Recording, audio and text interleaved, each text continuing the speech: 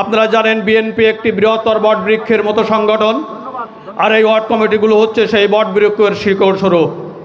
শিকড় যত মজবুত হবে গাছ তত শক্ত হবে।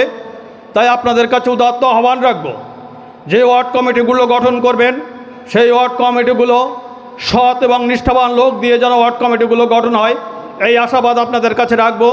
সাথে সাথে আপনাদের কাছে উদাত্ত আহ্বান রাখব, আপনারা জানেন যে আগামী দিনে নির্বাচনের একটা রোড ম্যাপ ঘোষণা হয়েছে।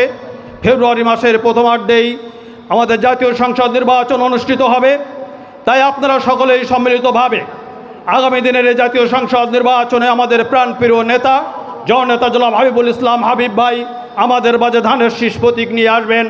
তাই আমরা সকলেই সম্মিলিতভাবে জননেতা জনাব হাবিবুল ইসলাম হাবিব ভাইকে এমপি নির্বাচিত করে ওই সংসদে পাঠিয়ে আগামী দিনে আমরা আমাদের মন্ত্রী হিসাবে হাবিব ভাইকে ইনশাল্লাহ কাছে পাবো, এই আশাবাদ ব্যক্ত করে আমি আমার বক্তব্য শেষ করছি।